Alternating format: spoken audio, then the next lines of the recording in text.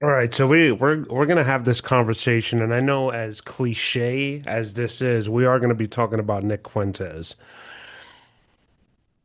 And the reason why it's not because he's becoming big and popular for no reason. There's an absolute reason why Nick Fuentes is Nick Fuentes.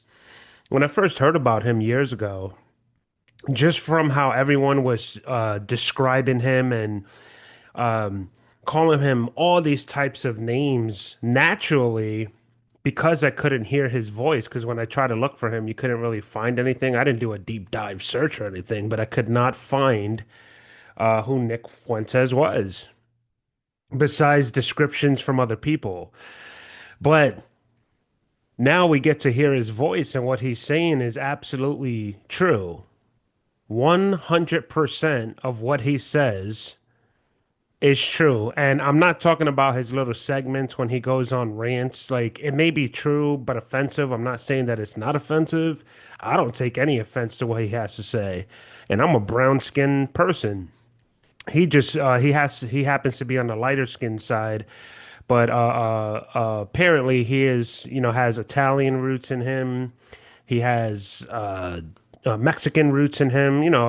He's like a mutt. I'm not a mutt. I don't consider myself to be a mutt. All my origins are from Puerto Rico. I'm excited to get a DNA test to just confirm that. And I know there could be other genes in me, but I am 100% Puerto Rican from my understanding.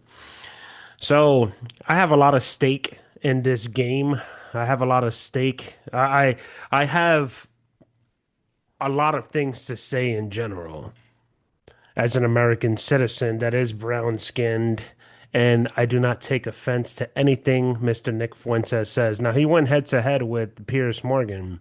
And of course, again, this is going to be a cliche video because I know everyone's talking about it, but I have a different point of view that a lot of people, I don't hear anyone talking about. Maybe they are. It's just not on my radar.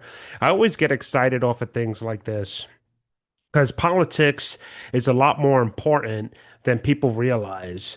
Where we sit in our jobs and we're so complacent and we start complaining, and then when retirement comes, we complain some more. And this is just from my experience and just the people that I've conversed with my entire life. Not a lot of people are happy. Even the rich people, they're just still unhappy. Doesn't matter how much money you have in your account. There's a lot of unhappy people right now because of the way society is shaping and because of politics. It has everything to do with it.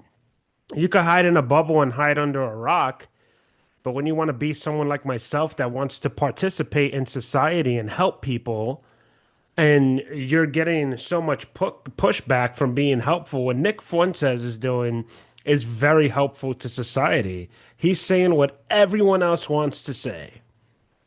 And I just want to address one part of the whole entire debate between Piers Morgan because you're going to hear a lot of different point of views from different people. But I strongly want to defend Nick Fuentes and his father on this behalf, on this part, on their behalf. I want to come to their defense.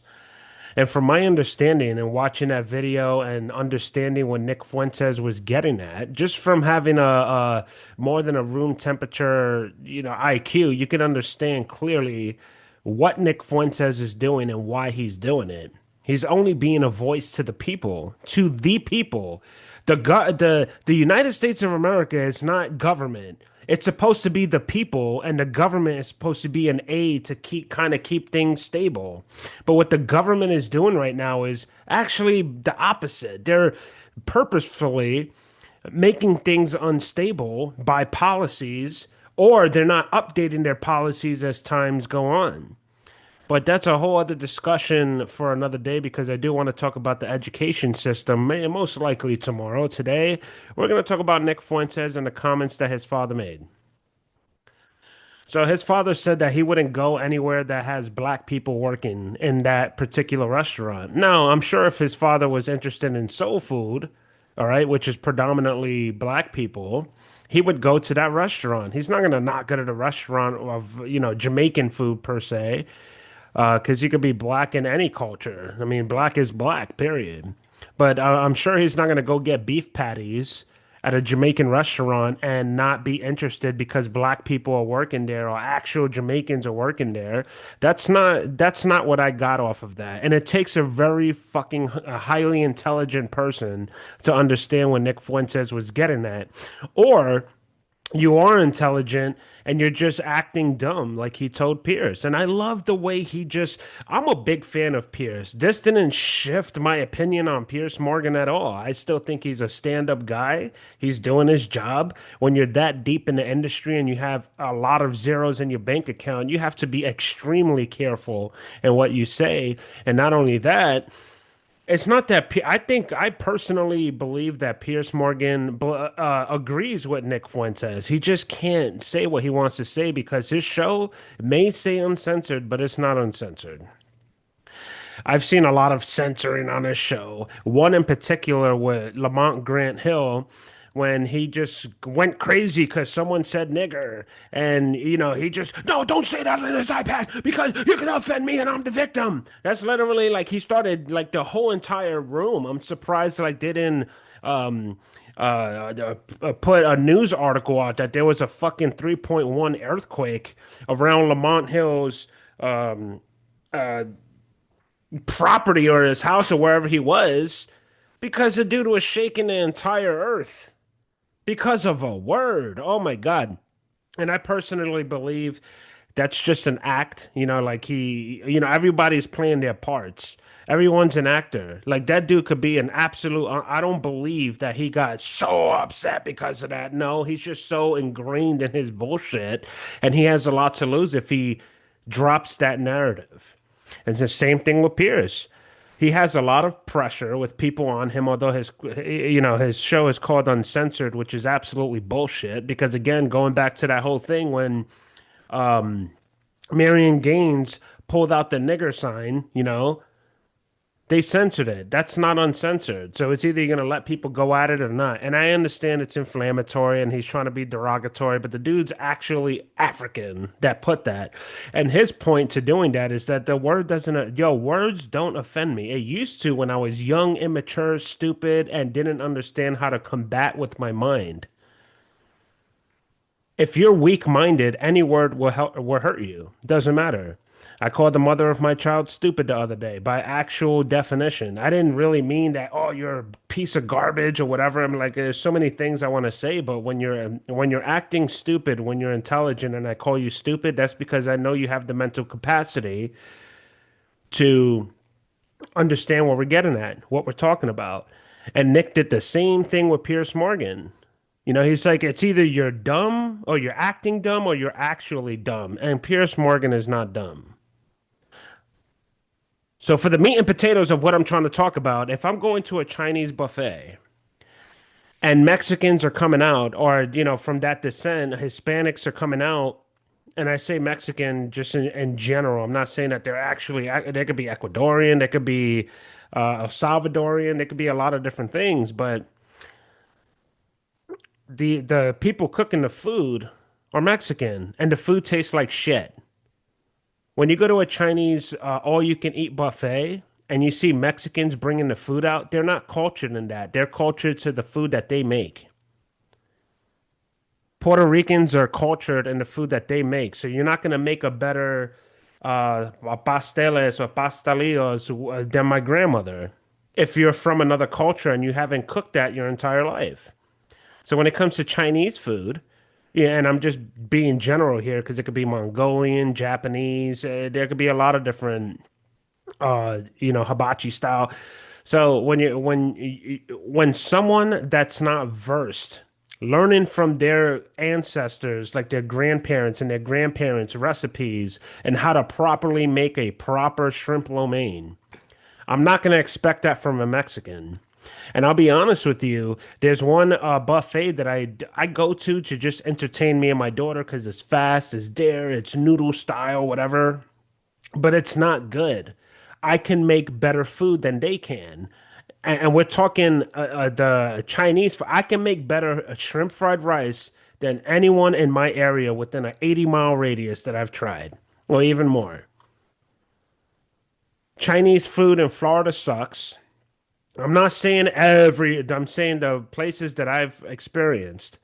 Growing up in the Bronx, New York, that Chinese food was slapping, bro. There's conspiracies that there were cats and dogs and rats being put in the food because you can't really tell the difference.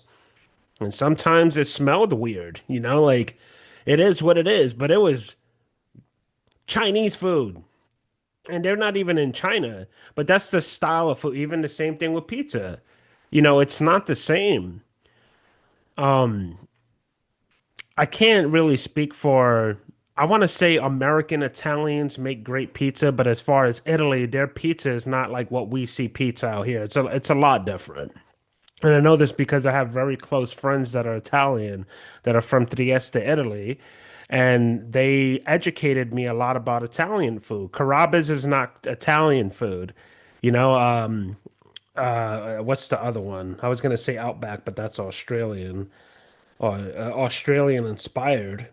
And I can't speak about that because I know nothing about Australia besides the weird bugs that are and animals and stuff.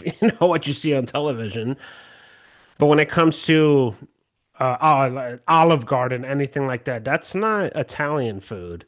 So I understand why Nick Fuentes' father would say if I'm driving past a Carrabba's and I see a black dude in the back, a bunch of black dudes in the back, uh, smoking cigarettes and hanging out as the cooks, or if you go inside and you see an open kitchen and you see a bunch of black people that are cooks, you're not going to expect that Italian authentic food. All of this is fast food. They put things into the microwave. They get pre-made fettuccine Alfredo, or I'm sorry, Alfredo sauce. When Alfredo sauce is one of the easiest sauces that you can make within milliseconds. All right. You can make Alfredo sauce so fast. You do not need no garbage packets to come in. And they think that's faster, right? Because everything's fast. It's like, no, we need fast food. We need to get these tables to turn around at 40 minutes. So the whole point of Nick Fuentes' father to come to his defense, it's a very simple thing. If you go to a Mexican restaurant and you see a bunch of Caucasians in the back making the food, it's probably not going to taste as authentic as actual Mexican food. Taco Bell is not Mexican. That's some Americanized bullshit that who the hell knows what's in the food? I don't know. I do know, and I know when people are like, well, when you were a kid, things just tasted better because you didn't know better. No, I can tell the difference from Taco Bell when I was growing up and what Taco Bell is now. And that has a lot to do with the attitude of the people as well. Because, it's like if you go to a fast food restaurant like McDonald's or Burger King, which again, I see Olive Garden and all of that just like a upper class fast food because it's all fast. It just comes flying out and the orders are not even prepared properly half the time. I took my daughter to Carrabba's to have a fettuccine Alfredo with shrimp because that's like my favorite Italian dish. And Italians would tell you that is not an Italian dish, but an Italian American dish or fettuccine Alfredo, that's my favorite. But they like threw these boiled shrimp out. There was like 20 of these little mini shrimp that were in my pasta that was like not even close to al dente. It was either overcooked or just like smushy with a sauce that they got from a packet that they just poured into a frying pan and just heated up really quick. Threw some green garnishments on top and just gave me the plate. And I had to pay like $18 per plate plus a tip for a shit that I could have paid $18 for, brought home and made 100 times better. And I'm telling you, as a chef, 100 times. I can outcook the majority of these restaurants that are out there. I'm not talking about fine dining where they have actual, like real certified chefs. I'm not a certified chef, but I could throw down in the kitchen. Anything you can make, I can make better or equivalent. And that's not everything, obviously. I don't know everything and how to do everything in the world. There's different doctors, there's foot doctors, brain surgeons, cardiologists, and it's the same thing with chefs. You are a specialist in your particular specific um, category of food that you make. I don't really have a category. I just cook whatever, dude. I'll look at recipes and nail it. And sometimes I don't even measure it. I mean, as a cook and a chef, you know how much you're putting in, whether it's salt, sugar, whatever ingredients that you're putting into your meal. I'm like a sharpshooter when it comes to it, and I pride myself in it because I love cooking. I absolutely love it. It's just sometimes, it'll be nice to go out and get a decent meal, but you cannot find that, especially in a tourist town like Williamsburg. You have to pay a lot of money to get a decent meal that's made with love and not angry food.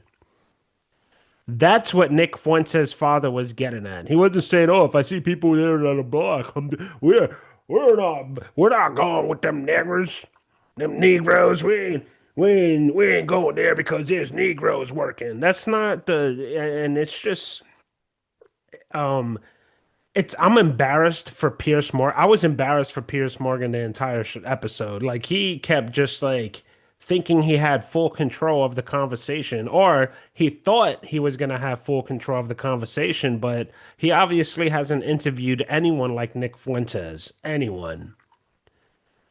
And I don't know the actual backstory with Nick Fuentes. I don't know if he is a Fed. I don't know if he is a what do you call those? Plant. We don't personally know. The only people who know are the people that are actually associated with him. But regardless of all of that, it doesn't matter. It's like looking at a piece of fruit that'll heal you, right? The fruit that you're looking at will cure a lot of, you know, if you eat it every day, it'll cure some cancers. It'll, make you better in shape, but it tastes disgusting and you don't like it, right? You don't agree with the flavor and how it tastes, but it's a prescription that you need. And that's what Nick Fuentes is to the truth. Donald Trump was getting there until he got too far. And obviously he got blackmailed or something because he is not the same Donald Trump that he was stepping in. I still respect him because he still keeps it real as possible. Like when he tells people to shut up or calls them stupid, I don't think he's calling them stupid in a way like, are you just like retarded in the room, or even retarded, that word is misused all the time because I use it but not for the actual word, because we all have different definitions for how we use words. But the whole stupid part, calling a reporter stupid, I think that was an appropriate response because she was acting stupid. And I'm sorry, but there's a definition behind stupid, and if you're gonna act stupid, you're going to be called stupid. If you say something intelligent, he's going to agree and say that was a very smart thing. You must not be a part of X, Y, and Z. You're an intelligent person. I want to see more of you. And then there are times when he doesn't want to hear it, and that's where I can understand when people are talking like he's a fascist or an authoritarian or whatever. Everyone that's in power has some kind of authoritarianism in them, and that's why they're in power because they feel they have a better answer than the next person or the next running mate or whatever it is. That's the point of authoritarian. So when you put people in charge, like a police officer, a judge, they already know in their heart, doesn't mean they're correct, but in their heart, they know they are making the best decision for that circumstance. Whether it's an evil decision, a good decision, a bad decision, a moderate position, it doesn't matter. When you put people in power that do not have control of their emotions, bad things happen. And now we have a cabinet full of a bunch of emotional people, and a lot of bad things are happening. It's not as bad as the Joe Biden thing because the whole Joe Biden legacy, dude wasn't even present. He was just there to show up like, hey, ho, ho, ho, happy Thanksgiving. It was just like, this dude is fucking weird. Like, he's a straight fucking weirdo. And that's not to say he had terrible intentions. I truly believe Joe Biden was fully taken advantage of by his entire cabinet because he is suffering from some kind of dementia. He doesn't know where the fuck he's at. And that's not fair to him. He should have had his run years ago, and I think it would have been a different response. But it seems like they took full advantage of the poor guy. Honestly, it comes to that. When they were like, There was a lot of people saying Joe Biden authorized it. He didn't authorize shit. People were doing all his dirty work, and he was the finger to be pointed at. But it's sad because he's literally gonna die thinking that he did something great for this country. And no, he didn't. He didn't do anything great for this country. The greatest thing he could have done was step down before he ran and just say, you know what? I want to just enjoy my entire all these people like Nancy Pelosi, Chuck Schumer, um, all these people, Lindsey Graham, why, yo, go retire. Go fuck off. Would you still be working in Walmart if you were past retire? Like you guys are like 10 to 20 years past your retirement. All right. You're still going to be working at an office 10 to no, because they thrive on power. They want that authority to say, you do what I say, or I'm going to send guns to your house. You hear me? No, we're in a whole new generation. And I thank God for Nick Fuentes, regardless if he's a plant or an FBI agent. I appreciate his voice. I could give two fucks about Nick Fuentes. I don't know him. He's not gonna ever call me and say, "Hey, how you doing, buddy? You need some milk in your fridge for your daughter?" I'm talking about the principle of the matter. He's saying what people need to say so we can realize what's going on, so we can address the problem and fix it. Not keep throwing band-aids and keep throwing, money and like, oh yeah, you guys are oh my, you're such victims. The reason why they're calling you victims and throwing shit at you is because they need to stay in power to hide their corruption. There's a lot of corruption in this country, and the only way to fix it is by cleaning the whole thing out. When Trump was talking about drain the swamp, he added to the swamp, and it's obvious, but he still was the better choice for us. Because he has a set of fucking balls on him. And you need to have a set of balls on you if you're going to be in a position of power. So, how do we fix this? What's the remedy? First of all, we need to keep talking. We need to keep having these conversations like Nick Fuentes is having. These conversations need to have because once you censor everyone, violence will erupt. It's no different from what I'm going through in my personal life right now. I am trying my best to be patient and not have to get violent, right? Because that's the point of the court system. It's like, okay, put down your arms, let us help you deal with this situation. But it just seems like the courts, it's not even what it seems like, what it is. It's what it is. The whole entire district, the courts and all that shit is a fucking disaster. And because of that, people are getting violent because they are not being heard. When you shut people up from speaking, they turn to violence. It's no different from putting a dog in a corner and keep asking the dog why you keep barking. Well, you hungry? Well, you could wait till tomorrow. What the fuck? Like, what do you think? How do you think an animal, any animal, we are animals to this earth. We're just highly intelligent. All right. We are living beings just like anything else. And when you don't give the proper attention towards a human being or animal or whatever, eventually they're going to start barking and then they're going to bite. What do you expect? All these judges and lawyers and shit, it's all one big racket. They want to charge Puffy for a RICO. Like, dude, this is all one big racket, bro. You don't even allow us to talk in court. It's like I will call a session for a child case dispute. I'm the one that's calling it. I'm the one that has to pay for it, quite literally. But then a judge will start taking control and like, why you keep talking? Shut your mouth. I'm not here to hear you out. I'm here to ask questions, you answer, and if you can't answer it properly, I'm gonna throw you in the back. You know how many times I've gotten told that in a judge by a judge because I'm just trying to express what's going on in my life and why we're here. I called this session. And if I keep talking, he's gonna send me to the back down the hallway for 10 days. You have a set of fucking nuts on you, dude. All these judges, they talk so tough and so broad behind badges and guns.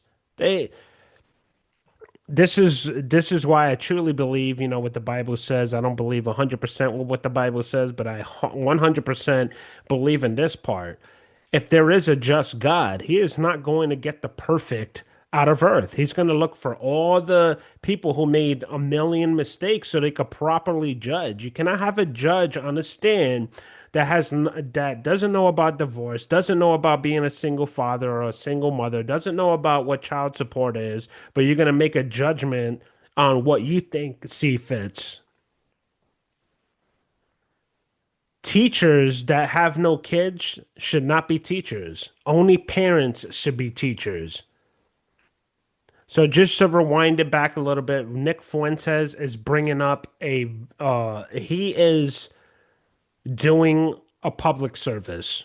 He should be protected at all costs. I stand behind Nick Fuentes 100%, and that's as a Latin or a Hispanic Puerto Rican from the Bronx, born and raised in the fucking hood, and started living in poverty, and was living in poverty just to not purposefully. I was just trying to find my way and try to figure it out. I had to drop out of school because there was so much fucking violence in school. We weren't going there to learn.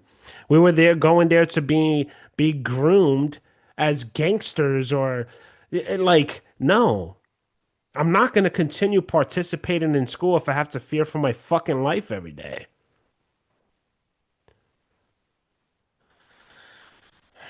And then not only that, my school was like 3 train rides away. It was on the whole other side of the Bronx. Took me a fucking hour just to get to school, dude. So if you don't understand what poverty or just being poor or dealing with the slums, you should not be in office. This Mom Donnie dude in New York grew up a rich and why the fuck is he in office? He can't sympathize with anyone. And the media has you all like scrambling around confused, chasing and begging this guy to take control when he has no idea what the fuck you went through. He doesn't know what it is to not have milk in the fridge, to have cereal in the morning. He doesn't know what it's like to have an empty fridge, period.